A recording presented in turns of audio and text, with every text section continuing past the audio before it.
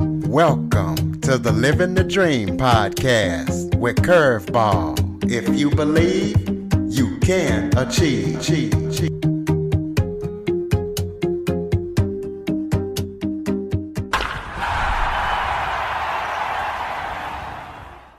Welcome to the Living the Dream with Curveball podcast, a show where I interview guests that teach, motivate, and inspire. And today we're going to be talking all things long-term healthcare, as I am joined by one of the nation's leading long-term healthcare specialists, Matt McCan. Matt is also a nationally known speaker on long-term healthcare issues. So Matt, thank you so much for joining me today. Well, thank you, Curtis. Glad to be here. Well, why don't you start off by telling everybody a little bit about yourself? Well, as you mentioned, I am a specialist in long-term health care. I got into this area, unfortunately, because of a personal experience. My mom at age 59 ended up in a nursing home. So I heard firsthand and saw firsthand the impact her situation had on the entire family. That got me involved in long-term care insurance, and that's kind of evolved over the years from not only being a long-term healthcare specialist and dealing with insurance issues, dealing with claims and how they impact families. I speak on long-term healthcare issues across the country. So this is something that I'm very passionate about. And, my family was thrown a curveball. They didn't expect that to happen to my mom. And unfortunately, many families, not just in the United States, but worldwide, are impacted by the consequences of declining health and aging. Well, for those who might not be aware, explain to people actually what long-term health care is. Long-term health care is the type of care that we typically need over a long period of time, and by federal definition, that's more than 90 days, receiving help with what we call activities of daily living. Those are all the things we kind of take for granted today that at some point, either due to an illness, accident, or just the impact of aging that we need help and assistance with, or we require supervision due to some type of memory issues.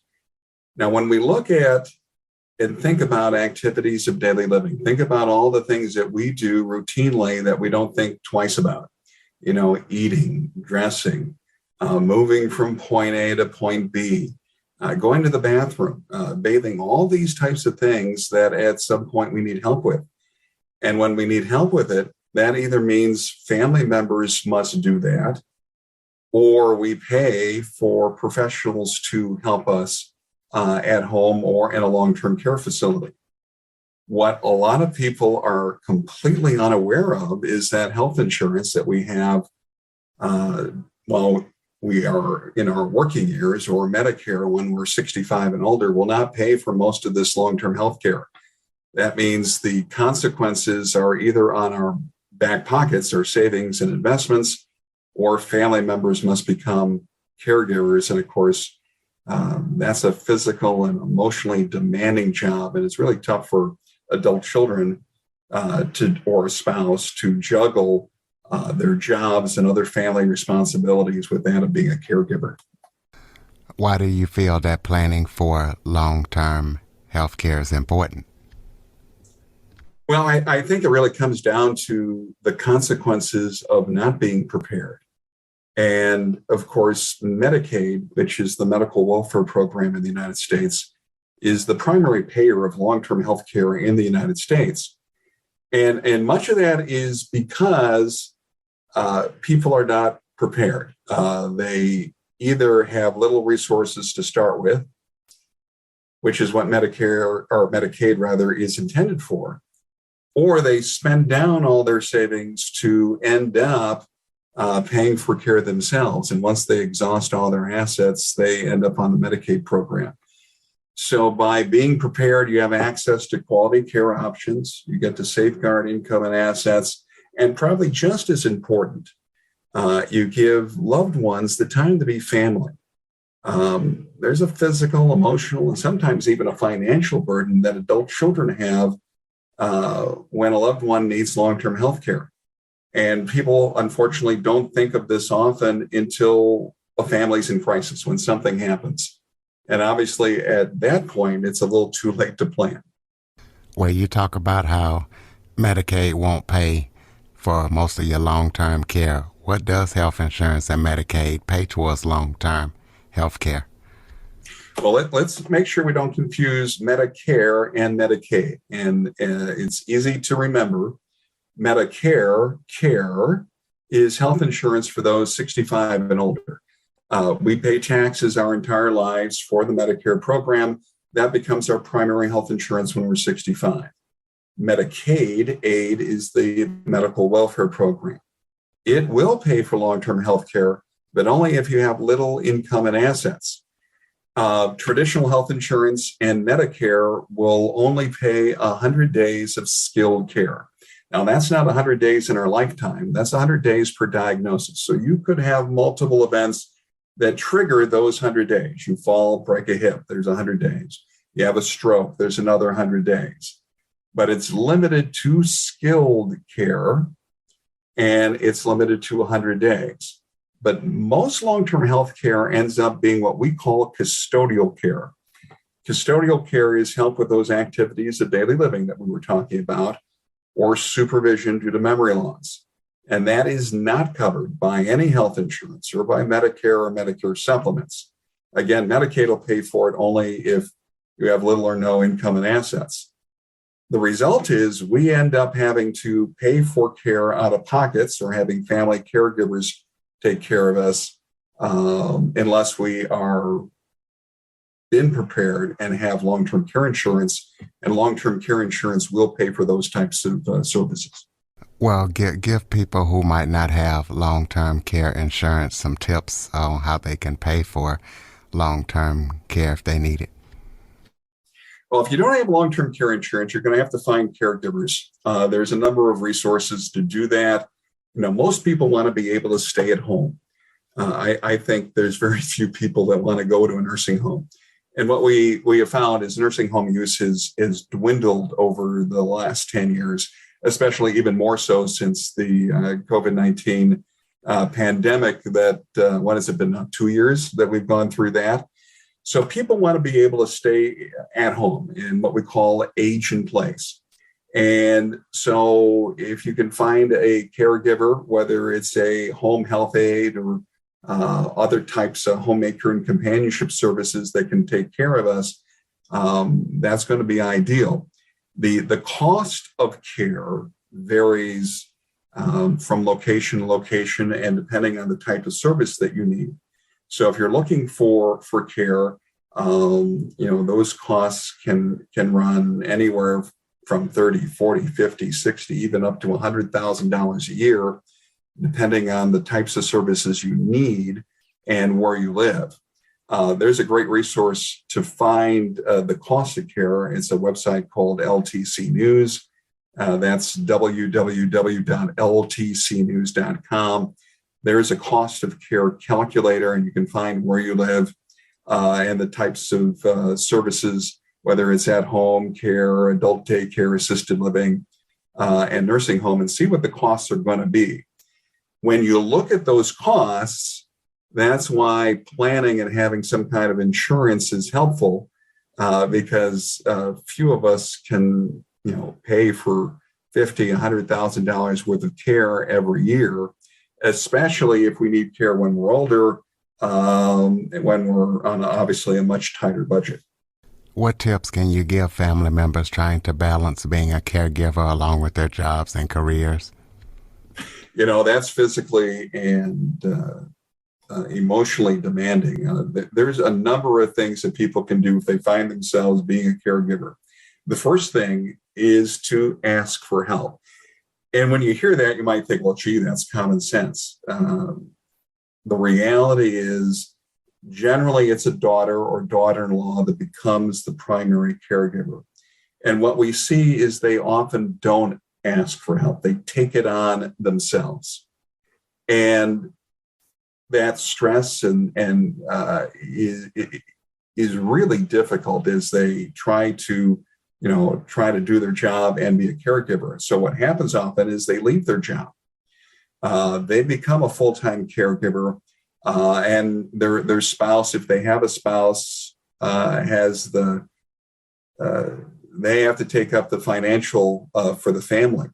If they have enough family resources, if their spouse is earning enough income, hopefully that won't be a big problem. So asking for help from siblings, if they have siblings to help, there are services that are available. There's adult daycare that can be used. In adult daycare, and a lot of people laugh about this, but adult daycare is very similar to childcare, only it's for older people, for adults, as opposed to kids. And that is a way to provide a respite for family caregivers. So they get dropped off during the day and give that informal family caregiver a break. Getting a break is essential, because when you're a caregiver and you're taking on all this responsibility, it builds up. It is physically demanding. It is emotionally demanding. You've got to get yourself out of that situation, or you're going to have your own health issues to have to deal with. So adult daycare is a great way to give yourself respite if you're a caregiver. Obviously, there's costs involved. Someone's going to have to pay for the adult daycare, but it's a lot more affordable than, let's say, a nursing home or an assisted living facility would be. Sometimes families will try to rotate the role of caregiver, especially if money is tight and you can't pay for professional caregivers to come in, and assuming there was no long-term care insurance that was put in place. So if there's 3 or 4 siblings between them, they can take turns. And that really will kind of alleviate some of that pressure. But there's one thing to keep in mind. A lot of long-term health care is very personal. It's help with personal hygiene, bathing, going to the bathroom. Often the care recipient, usually a mom or dad, is going to be just as uncomfortable with one of their adult children, or even worse, a daughter-in-law, performing those activities. It's also uncomfortable for the caregiver to do that with someone you know and love. And it takes a special type of person to be able to perform those activities and make the care recipient comfortable as they do that. So it's got to be well thought out. If you're going to be the caregiver, you got to understand what it is that you're going to be doing, whether you yourself are comfortable with that, and whether your loved one is going to be comfortable with you performing that activity. Now, unfortunately, of course, there's no other options. If we have not planned for long-term health care and the crisis has occurred, we've got to deal with it somehow. Most people want to avoid placing a loved one into a nursing home, especially a medicated nursing home. So to try to avoid that, we provide care at home for our loved ones if we can. And that takes strategy. Sometimes that takes training. We've got to learn how to help someone in and out of a bathtub or shower, get them on and off the toilet properly, help them with their personal hygiene. Things like getting dressed. Okay? If you're trying to help someone get dressed and they're not able to help themselves, that's not an easy chore.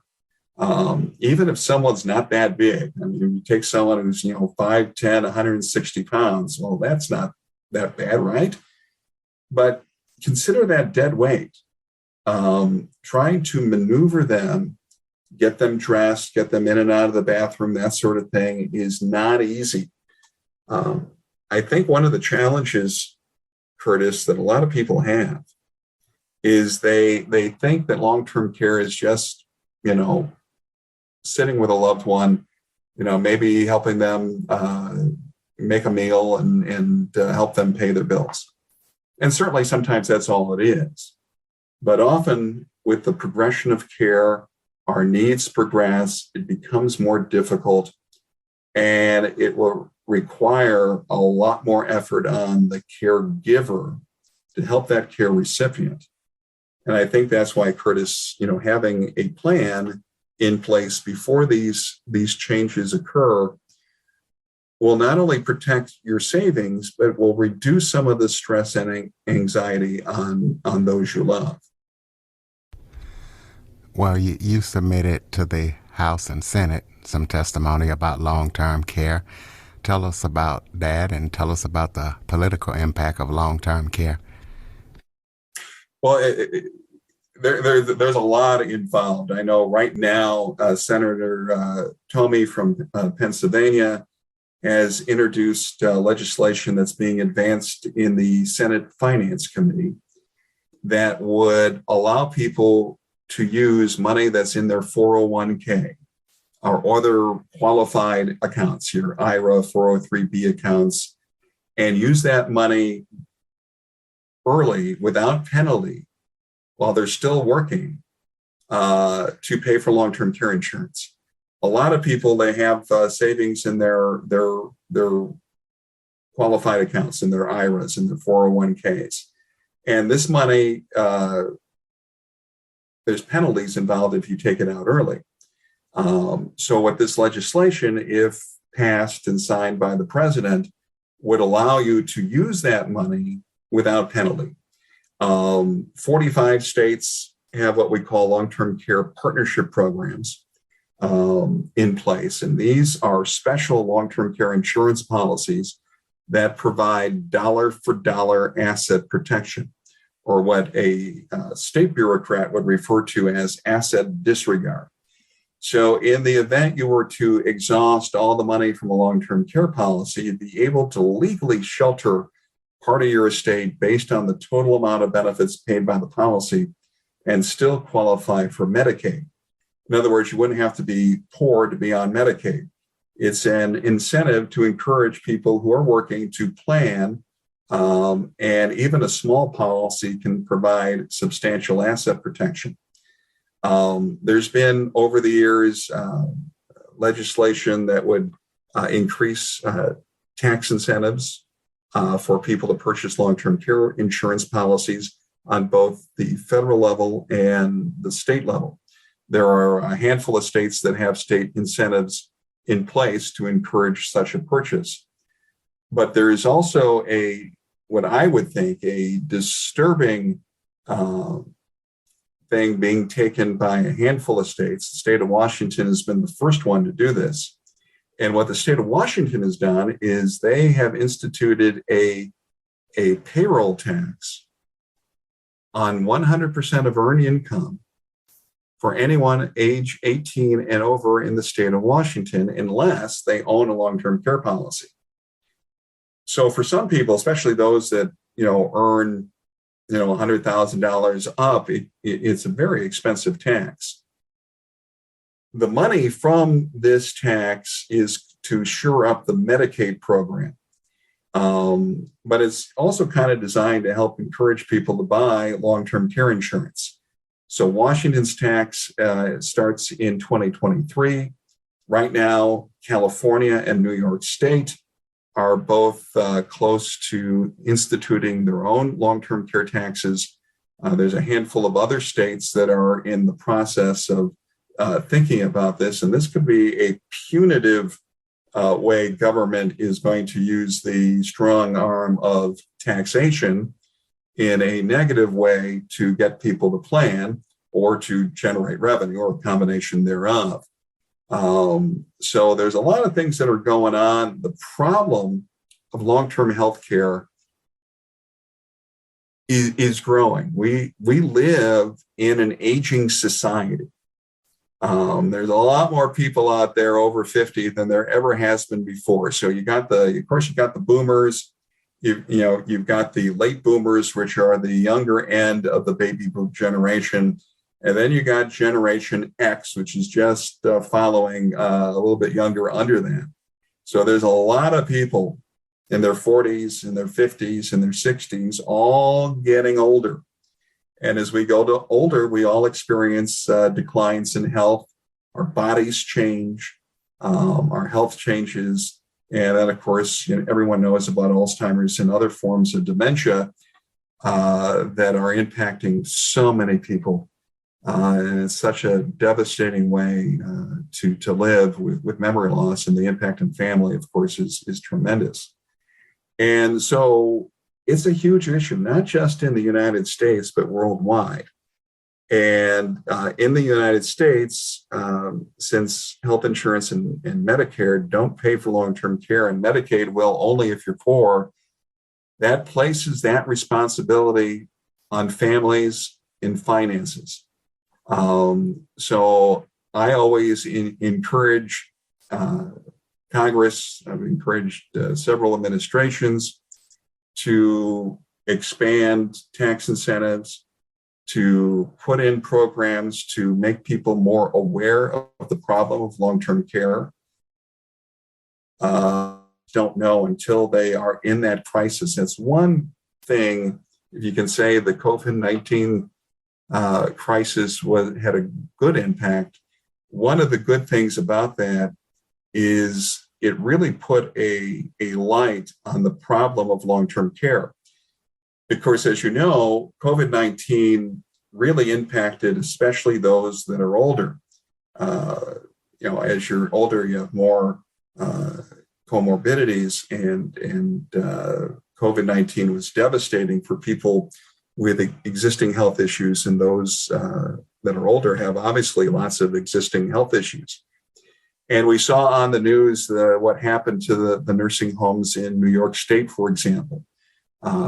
And this was on the TV, on the radio, and in the newspapers and social media, day after day after day. And it really opened the eyes of a lot of people who just were not aware how many people needed long-term care.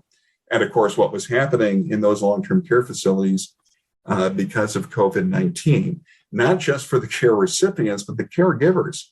The professional caregivers in these facilities and home care providers were really affected by COVID-19 as well.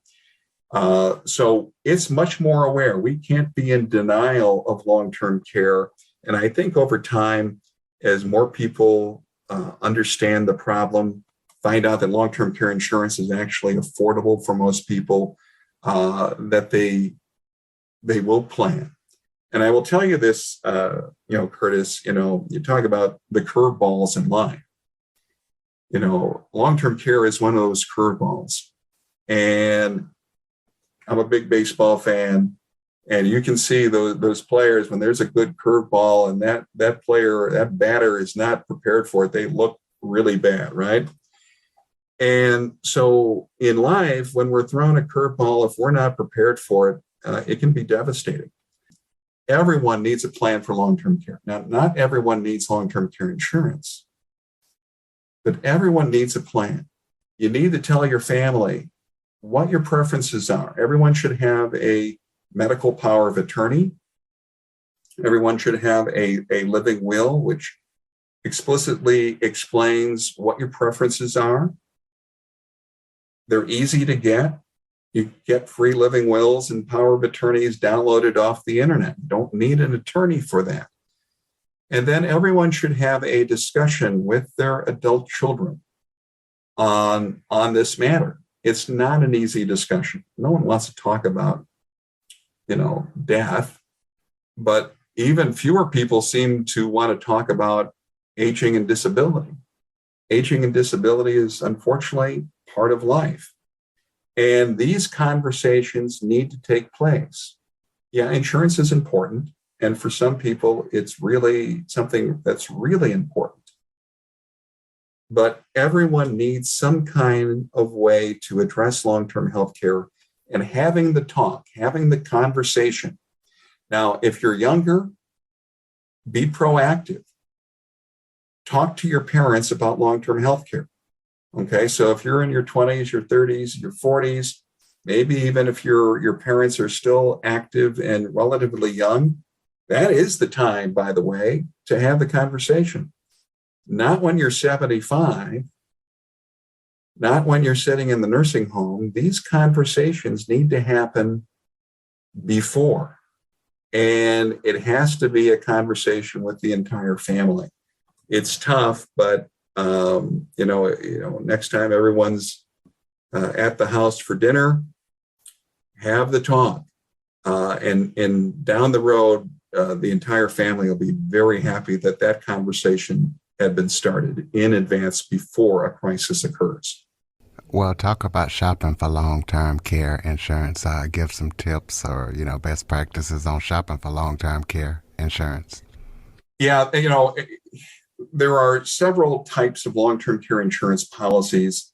The most common is what we call traditional long-term care insurance, which include those partnership certified policies that we had talked about a little bit earlier. That is what most consumers purchase. It is also the most conservative from an underwriting standpoint.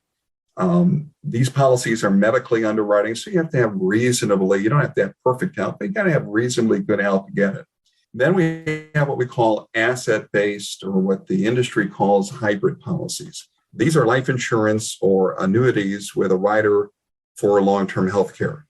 Now, they can be very expensive because they include a death benefit. Some people like the idea of combining the two products together, and for certain individuals, it might be appropriate. And then there are what we call short-term or limited duration policies. These are usually cash indemnity policies, relatively small and inexpensive, and more broader from an underwriting standpoint. Finding the right policy means finding the right individual to help you. And I always encourage people to talk to a long-term care specialist. Doesn't have to be me, obviously, but there's other people like me throughout the country who specialize in long-term care planning, who represent all the top companies and have substantial experience, and they can match you based on age and health with the right company. Premiums can vary well over 100% between companies. But the nice thing about long-term care insurance is it's custom designed. So you, as a potential policyholder, can design the plan based on your needs and based on your budget. There's a number of resources that are available. There's a longtermcare.gov is one of the first resources that I would recommend. It's the federal government website on long-term health care. That's a good resource. LTC News, which is www.ltcnews.com. That has a number of tools and resources, articles, including the cost of care calculator, which I use all the time, which is another good resource.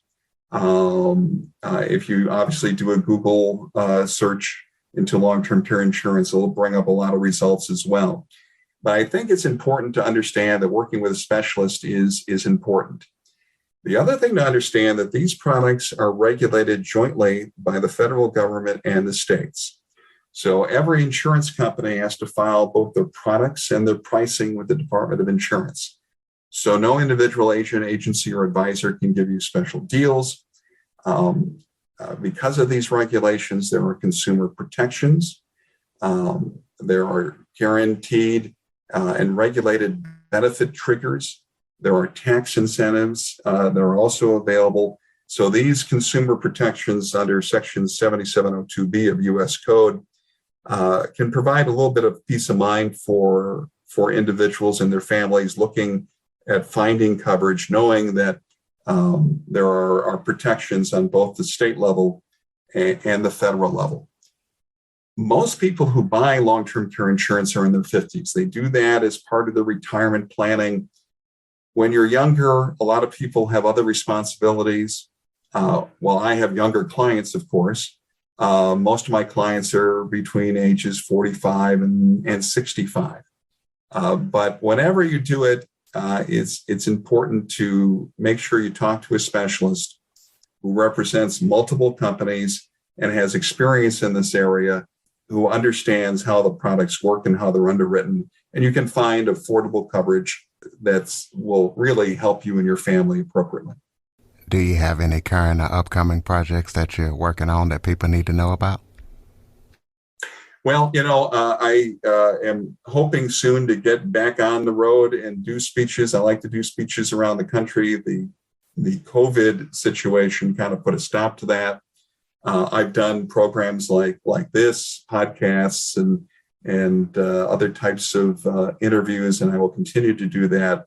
But hopefully sometime this summer, I'll get back on the road, and I promote my speeches around the country. So my website, easy way to get to my website is radioltc.com.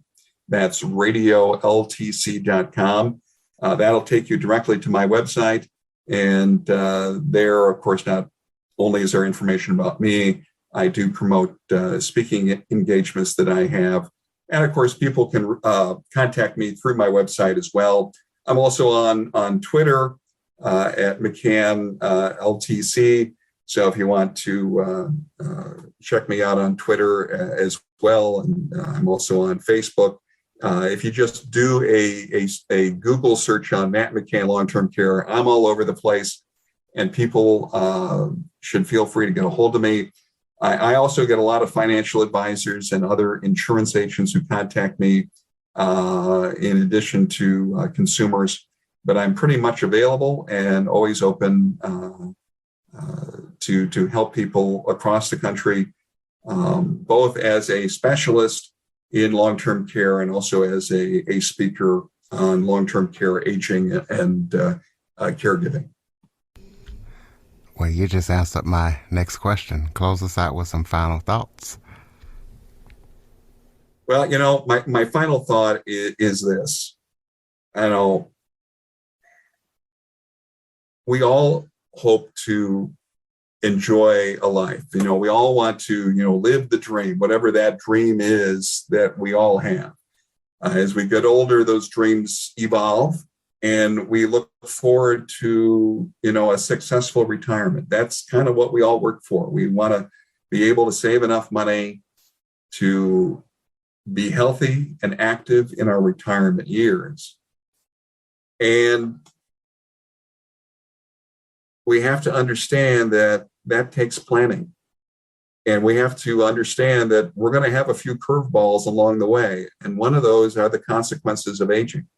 And if we take care of that sooner, it'll be a lot easier on our families, on ourselves, on our finances, so we can really live that dream of a successful retirement and enjoy life, which is what it's meant. And family will have time to be family. Ladies and gentlemen, radioltc.com. Check out Matt McCan. He's all over the place. Also, take his advice. Take a look into long-term care planning. Also, be sure to follow, rate, review, share this episode to as many people as possible. Thank you all for tuning in on Facebook as well. Matt, thank you so much for joining me today. Thank you, Curtis. Loved it. For more information on the Living the Dream podcast, visit www.djcurveball.com. Until next time, stay focused on living the dream.